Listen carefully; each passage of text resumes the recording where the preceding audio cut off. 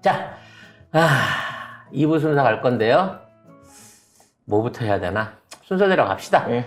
자, 러시아하고 북한이 만나고 얘기를 하고 있는 부분에 대해서 이제 언론 보도가 나왔는데, 사실상 이제 저희가 어저께 했던 예상 그대로, 그러네요. 그대로 흘러가고 있습니다. 먼저 기사 보겠습니다. 네, 푸틴이 북한의 위성 개발을 돕겠다고 말하면서 사실상 정찰 위성 기술 이전을 공식화했습니다. 이건 유엔 안보리 대북 제재 위반 사항인데요. 러시아가 안보리 대북 제재에서 이탈하겠다는 뜻을 대외에 선언한 셈입니다. 자, 이게 이제 위성 기술이라고 하는데, 위성을 만드는, 그러니까 첩보 위성을 만드는 기술은, 사실은 이제 군사적인 목적으로, 지금 왜냐면 북한이 띄우는 위성은 위성으로서의 가치가 없어요. 이 선명도 판별을 할 수 있는 게 10m 정도 사이즈가 돼야지 되기 때문에 건물이나 탱크 같은 게 아니면 흐릿해갖고 알아볼 수가 없는 상황인 건데, 이거를 이제 1m 수준, 그러니까 직경 1m 수준의 물체를 식별할 수 있는 이 위성 기술을 준다는 거거든요. 그냥 이건 위성을 주겠다는 얘기예요. 대신에 이 위성을 주면 어떻게 할까요? 이 위성에 들어오는 데이터를 러시아가 공유하겠죠. 그러면 우리나라에 떠 있는 위성들은 미국이 보고 있는 거고, 북한 상공에서 띄어 올린 위성들은 러시아가 보고 있는 상황인 거고, 우리는 거기서 정보를 주워 듣게 되는 거죠. 우리는 이제 앞으로 2025년도까지 해서 저궤도 위성들을 집중적으로 띄울 거고, 이걸 통해서 더 촘촘한 어떤 첩보망 내지는 감시망을 가지게 되긴 할 겁니다만, 북한도 그와 같은 그에 준할 수 있는 첩보 능력을 빨리 회복하기 위해서는 개발보다는 아예 그냥 위성이 개발되어 있는 거를 사와갖고 활용할 가능성이 높습니다. 근데 문제는 위성이 대한 게 아니에요. 이 위성을 발사할 수 있는 ICBM, 네. 전에 말씀드렸던 탄두부 탑재체에 관한 이 기술들이 본격적으로 제공된다는 거죠. 발사체가 문제인 거죠. 예. 위성 결국은, 발사체. 위성이 무서운 게 아니라 그 위성 발사체가 무서운 거거든. 네. 그래서 이게 이제 다탄두 능력을 가진 진짜 제대로 된 핵미사일, 대륙간 탄도미사일을 북한이 이제 만들 수 있는 지경이 생긴 거고, 이렇게 되면 미국은 더 바짝 똘 수밖에 없다는 거죠. 왜냐면 지금 북한의 그 위성 장치는 두 가지 면에서 크게 위협이 안 됐던 거예요. 일단 다탄두가 안 되는 거고, 과연 북한이 이 위성으로 핵폭탄을 쏠 때 탄두를 몇 개나 실을 수 있을 거냐. 현재는 다탄두 기술이 없는 걸로 알려져 있어요. 그러니까 때려봐야 하나 기술이라는 거죠. 두 번째는 정밀 타격이 안 된다는 거예요. 그러니까 끊임없이 위성을 통해 가지고 자세 제어를 해주고 목표물에 날아갈 수 있는 제어 기술이 필요한 건데, 북한은 이거를 안 갖고 있다라고 하는 게 지금까지의 정설이었거든요. 그래서 지금 있는 첩보 위성 기술하고 지금 있는 탄두체 발사 기술을 가지게 되면 완벽한 ICBM, 북한이 원하는 대로 미국 전역에 있는 도시들을 하나 띄워서 탄도를 여러 개를 넣어갖고 동시에 요격할 수 있는 기술을 가지게 된다는 면에서 이건 미국에 굉장히 큰 위협이 될 수 있습니다. 이건 우리 위협은 아니에요. 굳이 북한이 한국을, 대한민국을 공격하기 위해서 어렵게 고각으로 ICBM을 쏠 이유가 없거든요. 이거는 미국하고의 일종의 정치적 견제를 위해서 이러한 기술들을 제공하는 걸로 보여집니다. 아니지만 그래도 이런 기술이 북한도 가지게 되면, 아니 뭐 북한이 쏘려다가 잘못 쏠 수도 있잖아. 그러니까 결국에는 한반도가 위험해지는 거예요. 북한에 떨어지든 우리나라에 떨어지든, 그래서 아니면 어떻게 잘못하다가 낙탄 사고도 있었잖아요. 우리나라도 그럼. 낙탄 사고가 나는데. 그걸 늘 얘기하잖아. 우리 거 아니라고. 근데 그거 아직까지 넘어가시고. 네. 그 음모를 또 오래 걸려. 그거 넘어가시고. 그래서 문제는 이제 이와 같은 능력을 갖추게 됐을 때, 핵 능력을 가지게 됐을 때, 미국 입장에서 얘가 지금까지 휘두르는 건 눈 감고 작대기 흔드는 수준이었는데, 이제는 눈을 뜨고 칼을 휘두를 수 있는 수준이 된다고 치면, 북한의 태도가 이상하거나 미국이 어떠한 형태로든지 위협을 느낄 수 있는 상황에서 선제 타격을 할 수 있다는 거예요. 미국 놈들은 그런 거 안 보거든.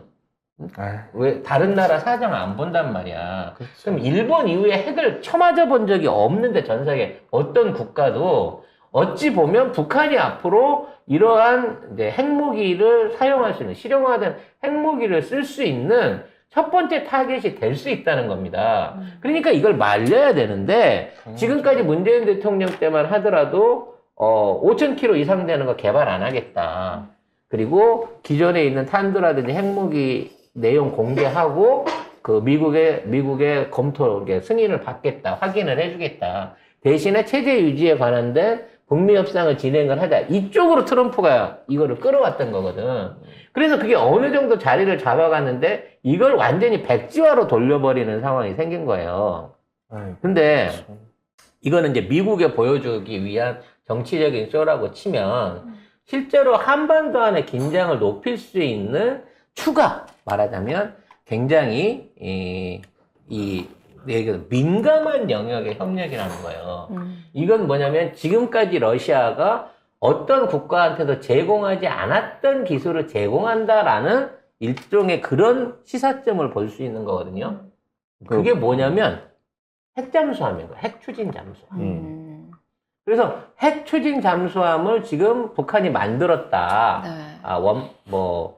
라고 해서 이제 최근에 김정은이 그 사진도 공개했습니다만 그건 12년 전부터 만들던 거예요. 그래서 그게 실제적으로 전술적으로 응용될 거는 아니라고 봅니다. 그리고 북한이 이제 잠수함 안에서 SLBM 개발을 했다고 치지만 그렇다고선 치더라도 지금 중국의 잠수함의 기술을 배워와가지고 북한이 지금 있는 잠수함을 만들었기 때문에 이 잠수함 한 대에서 발사할 수 있는 미사일의 최대 개수는 1개이거나 2개예요. 근데 지금 북한이 무슨 얘기를 하고 있냐면 10개의 발사관을 갖춘 그것도 10개의 장거리 미사일을 탑재할 수 있는 발사관을 갖춘 잠수함을 만들겠다라고 얘기하고 있는 거거든. 그럼 지금 만들어서 진수시킨다고 하는 그 원산함 이런 거하고는 전혀 차원이 다른. 지금까지 우리도 못 만들었어요. 우리도 그 정도 수준에 못 가고 있거든. 우리 최대는 6개입니다, 현재. 우리가 잠수함에다가 심을 수 있는 미사일 숫자는. 근데 이걸 뛰어넘는 10개를 그 안에 다 중장거리 대륙간 탄도미사일을 심을 수 있는 잠수함을 개발하겠다라고 얘기를 하고 있는 거예요. 이게 핵 추진까지 같이 들어갔고 이게 완성된다고 치면 이 잠수함이 동해안 지역에 그러니까 미군의 경계를 벗어나고 태평양으로 들어가는 순간 이제 북한은 미국 입장에서도 못 건드리는 나라가 되는 거예요. 즉 앞으로 북한이 이와 같은 10개 이상의 발사관을 갖춘 미국의 최신의 그 잠수함과 같은 수준이라고 하면 최소 그 안에 50개의 핵탄두를 실을 수 있다는 얘기예요. 이게 다 된다고 치면. 따라서 이게 진행이 돼버리면 이거는 사실상 북한은 통제 불능한 국가가 돼버립니다. 미국 입장에서. 아마도 이런 사인을 주는 거는 미국한테 빨리 지금 있는 상황을 정리를 하든가 북한이랑 쇼당을 보든가 아니면 러시아한테 와갖고 야, 그 기술 주지 마. 우리가 잘못했어. 우크라이나에서 발 뗄게. 요렇게 갈 수 있는 분위기를 만들기 위해서 지금 이러한 기술들을 시사했다고 봐요. 근데 거기에 추가로 해갖고 이제 수호이 전투기 얘기는 어저께 했잖아요. 어제 저희가 그 뉴스를 냈는데 오늘 충격적인 발표가 나왔어요. 미국의 F-35를 25대를 6조 7천억을 들여가지고 이거를 더 들여온다는 겁니다. 근데 물론 우리 방위를 위해서 지금에 있는 북한을 제압하기 위해 스텔스 전투기가 더 들어오는 거 필요하다고 말할 수 있겠죠. 더군다나 지금 북한이 증강을 하고 있으니까. 근데 최근에 미 국방부에서 F-35에 대한 미군의 납품 계획을 연장해 달라고 하는 요구가 올라왔어요. 무슨 얘기냐면 아직 F-35가 완전하지 않다는 거야. 이거 언제적 건데 아직도 완전하지가 않대요? 지금 시험 비행을 하면서 추락 사고 있었고요. 그 다음에 수직 이착륙 사고 하면서 하고 있었죠. 이게 네. 일본에서도 한 대 추락했고, 미국에서 떨어진 건 셀 수가 없어요. 우리가 모르니까. 우리나라도 한 대 떨어졌는데, 우리는 그거 동체 착륙해가지고, 그거 찾아냈잖아요. 그래서 사실 전 세계 지금 나가 있는 F-35들이 못 떠요. 원인을 모르기 때문에. 그래서 이와 관련된 내용을 수정하기 위해서 납품 내지는 실전 운영을 연기해달라고 미국 의회한테 이 제조사에서 요구를 했단 말이에요.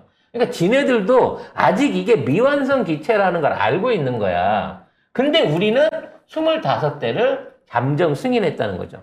즉, 선불로 6조 원을 땡겨주면서, 이게 아니 6조 7천억이 있어 돈이 또? 있나 보지. 아니 어디에 돈이 있는 문재인 도대체? 대통령 때 5년 쓸 거에 5배를 아이고. 이미 써버린 윤석열이잖아요. 여기에 추가로 F-35 25대를 더 보태줌으로써, 얘네 회사 이름이 뭐냐? 제조사 로키드 마틴. 로키드 마틴에다가 지금 망해가고 있는 로키드 마틴에다가 쉽게 말하면 생돈을 몰아주고 있는 거예요, 이거를. 아마 저거 인도받는 시기까지는 3년이 걸릴지 4년이 걸릴지 몰라요. 근데 먼저 선불로 해갖고 이 돈을 땡겨서 넣어줘버린 거야, 잠정적으로. 이런 미친 짓거리를 지금 하고 있는 거야. 반대로 역행해 가고 있는 거예요. 그런 상황에서 또 우리나라 국회의원들은 우크라이나에 살상 무기를 지원해야 된다라고 지금 발표를 하고 있습니다. 지금 뭐 하태경 이렇게 보도해 보면은 하태경, 성일종, 윤사현. 윤사현이죠. 대표적인 이 윤석열의 똘마니들 아닙니까? 그러니까 살상 무기를 우크라이나에 지원하자라고 얘기를 하면 러시아하고 전쟁하자는 소리잖아요. 그렇죠. 왜 우리가 러시아하고 전쟁을 해야 돼? 왜? 그러니까 강대강으로 몰아치는 거예요. 미국이 야 니들이 계속 이렇게 하면 지금 대한민국에서 우크라이나 관련한 이제 돈도 이미 쏴주기로 했는데 내가 무기까지 전부 다 지원해갖고 대리전을 치르게 할 수 있어 라는 방식으로 미국도 강대강으로 가는 거예요. 왜? 어차피 쳐맞아봐야 한반도가 쳐맞는 거지. 이게 미국이 개입했다라고 말할 수 있는 증거가 전혀 없기 때문이죠. 아니 그리고 이게 오늘 이 세 명이 동시에 얘기한 거거든요. 거의 그렇지. 방송에 나와서 각각의 뭐 YTN, MBC 이런 나와가지고 동시에 이런 얘기를 했다는 거는 오도가 떨어졌다는 얘기예요. 의도적으로 이러한 얘기를 띄워가지고 와. 지금 러시아하고 북한 간의 회의를 통해서 이루어지고 있는 거에 대한 거기에 대해서 이제 일종의 레이스를 치고 있는 거죠. 아니 진짜 전쟁하자고. 나 이거 받고 이거 더 라고 후려치고 있는 거예요. 문제는 러시아는 직접적으로 저걸 줍니다. 바로 주고 지원이 되고 한 번 들여놓으면 돌이킬 수가 없게 돼요. 근데 우리는 저걸 받는다고 해갖고요. 우리 전력이 획기적으로 올라가는 게 없어요. F-35. F-35 지금 아까도 얘기했지만 우리나라에는 F-35도 훈련을 못하고 안 뜬다니까? 뭐가 문제라서 지금 이거를 못하는지를 몰라서. 아니 도대체 지난번에 우리 비행기 떨어졌던 거 버드 스트라이크라고 하잖아. 근데 조종사가 얘기했거든. 새는 구경도 한 적이 없다고. 왜 엔진이 새가 입구에 말아들었으면 엔진 하나만 꺼져야지. 어떻게 계기가 다 깡통이 됐는데 이걸 버드 스트라이크라고 우기냐고. 그러니까 우리나라도 이거 못 띄우고 있는 상황. 전 세계에 있는 F-35가 다 이지랄인 상황인 거거든요. 그러니까 진짜 북한은 무장하면 살벌해지는, 사실상 우리가 손댈 수 없을 정도의 비대칭 첨단 무기를 얻을 위기에 있는 거고, 우리는 맥없이 세금 써가지고 뜨지도 못하는 고철 비행기를 쓰며 심지어 그나마 우리나라 안에 무장하고 있던 무기들까지 우크라이나에다 다 퍼주겠다는 거예요. 아니 세상에 이따위 안보가 어디 있습니까, 여러분? 아니, 돈이 6조 7천억이 있어요? 도대체 어디서 돈이 나? 계속 세수 빵꾸 나고 있는데. 아니 지금까지도 160조 빵꾸래매 니들 입으로. 앞으로 더 빵꾸 날 텐데. 아니 이거는 원래 우리나라 예산에 예정돼 있던 것도 아니고 즉흥적으로 갑자기 추가로 더 산다고 한 거 아니에요. 그러면 이 돈을 지불하기 위해서 어떻게 해야 됩니까, 정부는? 응? 추가로 예산을 편성해야 될 거 아니야. 아니면 이 돈으로 돌리기 위해서 다른 데 가 있는 6조 원 넘는 돈들을 또 지원 줄여야지. 삭감을 해야 될 거 아닙니까? R&D처럼 지원 줄이는 거지. 다른데. 미쳐버릴 노릇입니다. 이거를 진짜 한다고? 아무튼 지금 푸틴이 김정은을 굉장히 진심으로 대하고 있다. 진짜 제대로 된 파트너로 보고 있다라고 하는 근거 중에 하나가 지각을 안 하고 미리 와서 기다렸다고 해요. 네, 뭐 우방국 정상 이유를 제외하고는 대부분 뭐 몇 시간씩 늦는 경우가 많았는데 이번에 이제 김정은을 만날 때는 30분 정도 일찍 가서 맞이를 했고요. 그리고 4년 5개월 전에 블라디보스토크에서 열린 첫 만남 때도 30분 먼저 나왔었습니다. 그 예전에 김정은이 되게 양복 입은 건 난 처음 보는 것 같아. 왜 양복 입는데? 양복 아니고 그냥 이상한 늘 인민복. 인민복 이상한 거 입지 않았어요? 인민복. 국내에서는 인민복. 그렇겠지. 아니 그 양복 저기 입었잖아. 트럼프 만날 때도 인민복 입고 왔었어요. 그러니까. 근데 러시아 갈 때는 양복을 딱 입었어. 정상 국가 같잖아. 근데 저렇게 그러니까 그 얘기도 중요한 거예요. 인민복을 입고 나타나는 거는 네. 국내 언론이라든지 이런 쪽 안에서 어떤 보고 있는 북한 인민들에 대한 단합을 요구하기 네. 위할 때 이런 분위기로 가는 거고, 언젠가 공식 석상에서나 회의에서 인민복을 안 입고 정장을 입는 거는 얘가 국제사회에 진출하겠다라고 하는 일종의 신호다라고 하는 얘기가 있습니다. 외교적인 얘기가 있습니다만, 아무튼 시진핑밖에 받지 못한 먼저 와서 기다리는 환대를 김정은한테 줬다는 얘기는 그만큼 김정은한테도 뽑아 먹을 게 많다는 거죠. 많다는 거예요. 우리가 생각하는 것보다 훨씬 많을 수 있습니다. 제가 봤을 때 그동안 왜 그때 문재인 대통령하고 김정은 위원장이 회담할 때 김정은 위원장이 처음에 남겨놨다, 남한이랑 같이 하려고 많은 것들을 좀 남겨놨다 뭐 이런 식의 얘기를 한 적이 있었어요. 그래서 그냥 그런 것들로 미루어 봤을 때 지금까지는 아무리 중국하고 러시아하고 친하게 지낸다고 해도 북한이 지금 룬이 미국한테 일본한테 하는 것처럼 간슬게 다 빼주고 막 하는 짓거리를 하진 않았던 것 같아요. 북한은 지킬 건 지키고 오히려 그걸 협상 카드로 이용해 가지고 진짜 제대로 큰 소리 치면서 당당하게 외교를 했던 것 같아요. 그런데 지금은 상황이 달라진 것 같습니다. 무슨 얘기냐면 안 되겠다. 이제는 우리가 이걸 꺼내놓고 제대로 나도 거래라는 걸 해야 되겠구나 라고 생각이 바뀐 것 같아요. 그래서 지금 푸틴의 환대가 상상을 초월하거든요. 이건 무슨 의미냐면은 국제사회에 딱 보여주는 거예요. 딱 보여주면서, 그러니까 야, 김정은이가 만날 수 있는 애가 푸틴하고 시진핑밖에 없지. 니들 뭐 끼리끼리 이 차원의 만남이 아니에요. 이 차원의 만남이 아니고 왜 진짜 정상 국가 대 정상 국가의 만남, 이 느낌으로 끌고 간 거예요. 그러면 이제 북한도 외교 같은 걸 할래나? 하겠죠. 하겠죠. 오. 이번에 대동하고 간 사람들이 우리가 알고 있는 최룡해? 언니 최선희. 네, 최선희 외무상. 외무상하고 그다음에 외무부 부부장. 네, 군부에 있어서 실세 세력들을 전부 다 같이 대동하고 갔기 때문에 그 사람들끼리도 일종의 실무회담들을 굉장히 활발하게 벌이고 있을 거라는 거죠.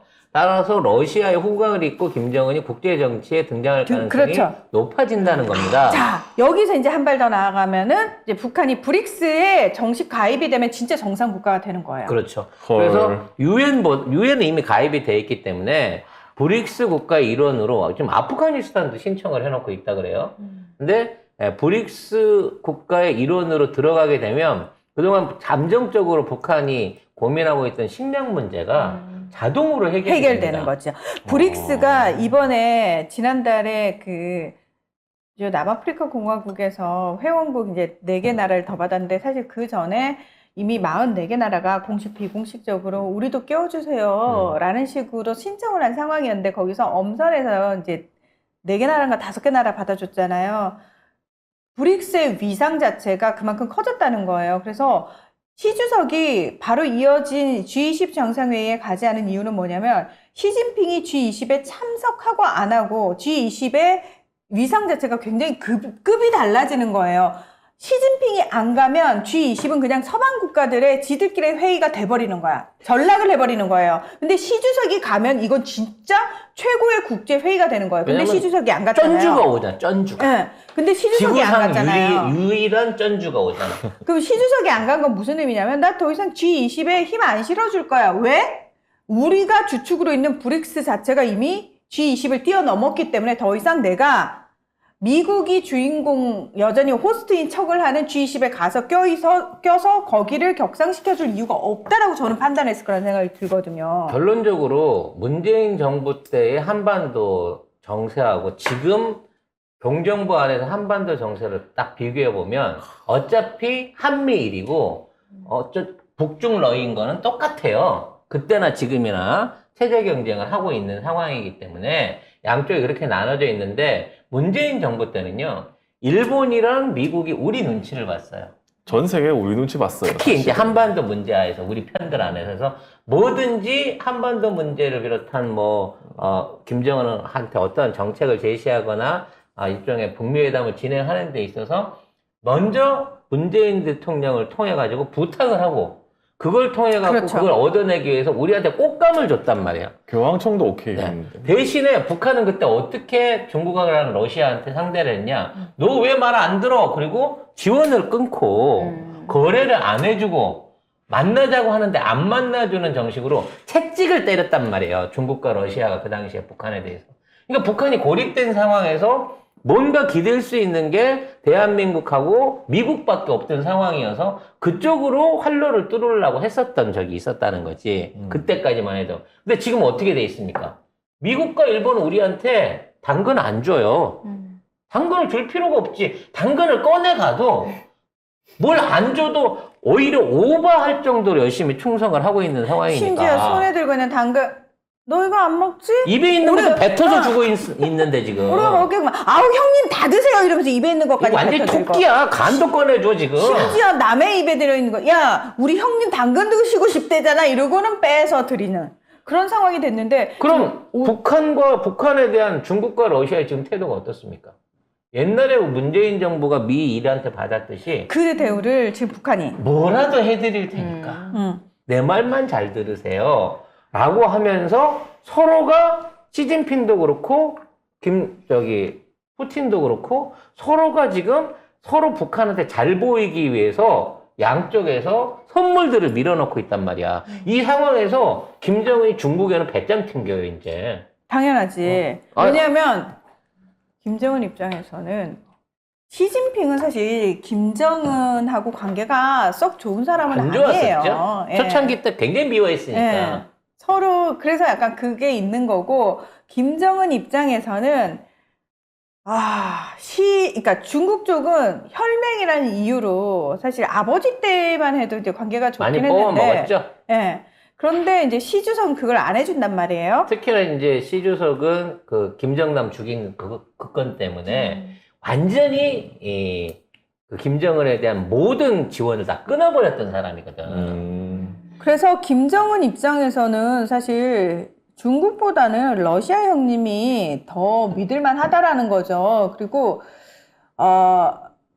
이게 참 희한한 게, 셋이서 친구잖아요. 셋이서 친구면 이 관계가, 요 사이에서 굉장히 미묘한 관계가 발생하잖아요. 뭐냐면, 한 친구를 놓고 이 두 친구가 물 밑에서 속닥속닥 할 수 있는 상황이 많이 생기잖아요.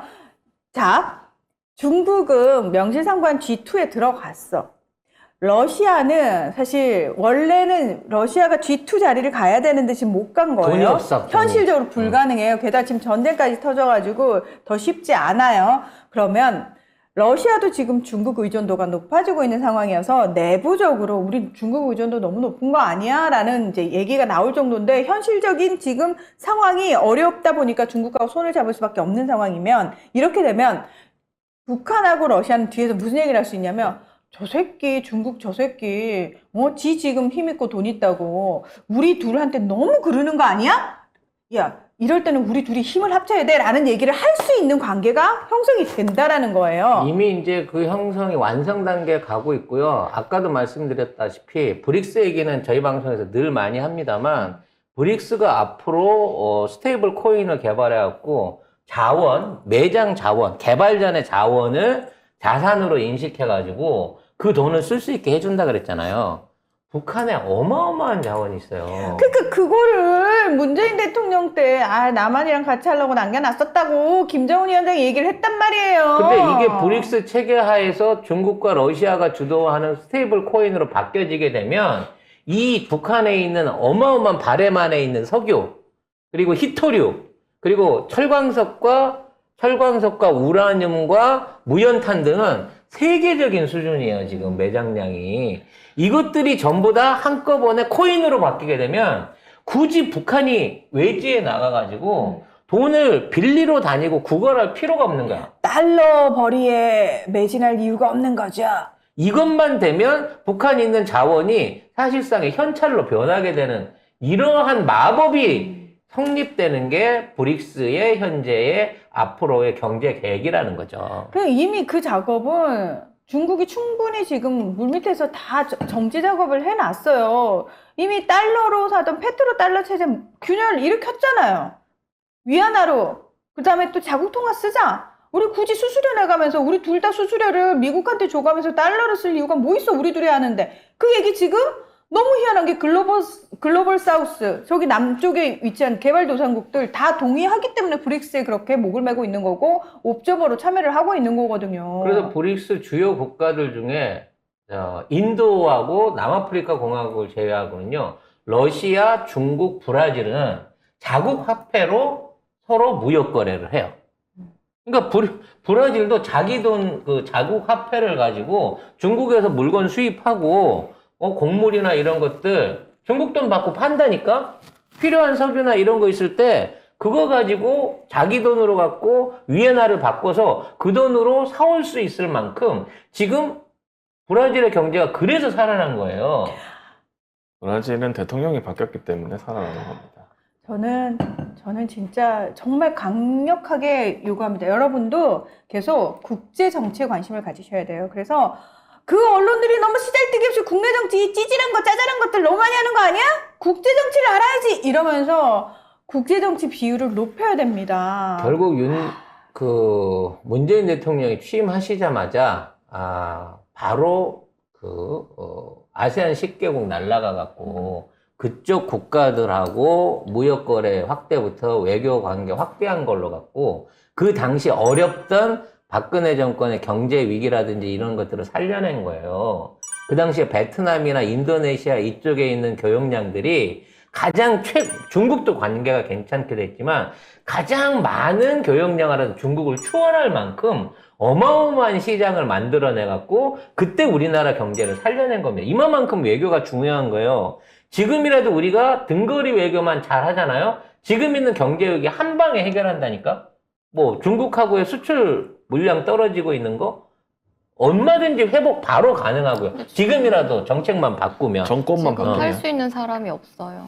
그래서 정권이 바뀌면 돼. 따라서 희망이 있어요. 아직 우리나라는 지정학적으로도 그렇고 기술적 우위로도 그렇고 외교적인 역할 관계 안에서 얼마든지 다시 재기할 수 있는 여지가 있습니다. 근데 이거는 우리가 국권을 지키고 대한민국의 자주적인 정권이 들어선다는 보장이 있을 때 그러는 거예요. 난 진짜 속이 터져가지고 돌아버릴 것 같아요, 진짜. 이재명 대표가 얘기할 때 저들이 지금 요거 3년 남은 것 가지고 이렇게 묵묵하게 이렇게 할 것 같으냐. 난 그게 더 걱정이 된다. 이 얘기를 하시더라고, 이재명 대표가. 맞아요. 얘네들이 3년 후면 이 정권 내려놔야 된다라고 걱정을 하면 이렇게 뒤를 안 보고 미친 짓을 할 수 있냐는 왜 이렇게 거죠. 못해? 지금 미국도요, 바이든 탄핵시킨다고 지금 얘기하고 있어요. 맞아. 미국도 바이든을 탄핵시키려고 하는 이 상황에서 네가 사랑하는 바이든 형님 탄핵 얘기 나오니까 너도 발 맞춰야지? 저도 탄핵 걱정을 해야 되는 상황인 거야. 걱정은 무슨 우리 형님이랑 똑같이 나도 탄핵 얘기해줘. 왜? 형님이 하니까 좋은 거로 지금 보이거든. 미제는 다 좋은 거니까. 당연하죠. 네. 미국 하원 의장이 바이든 탄핵 조사를 지시를 했습니다.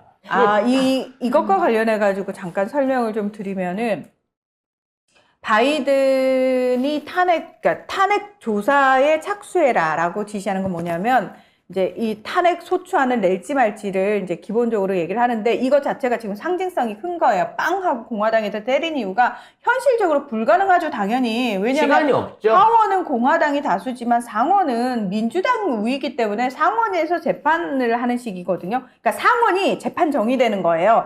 그러다 보니까 상원에서 통과 안 돼요. 그럼에도 불구하고 이 얘기를 하는 이유는 바이든을 쪼고 사실은 공화당 측에서 강경파들을 비롯해가지고 지지층 세를 모으는 거예요. 선거운동의 일환이라고 보시면 되는데 핵심 내용은 뭐냐면 결국 헌터 바이든이에요. 아들이 우크라이나의 에너지 기업에 임원으로 재직하면서 그 당시에 부정부패 의혹이 있었고 중요한 거는 국세청 미국 내에 우리나라래 미국 내 전 미국 사람 아닙니다. 미국 내 국세청에서 내부 고발자가 나왔어요. 얘 탈세했는데 이거 기소 못하게 했다. 누가? 연방 정부 측에서. 결국 그거 대통령이 사법 방해한 거다. 이 얘기 때문에 지금 탄핵 얘기가 나오는 겁니다. 이거 아들이 마누라하고 장모로만 바뀌었을 뿐이지 우리나라랑 뭐가 다릅니까? 지금 이 똑같죠. 상황. 아니 우리나라보다 훨씬 덜해 이거는. 심지어 미국은. 우리는 단일 의회에 우리가 다수당이에요.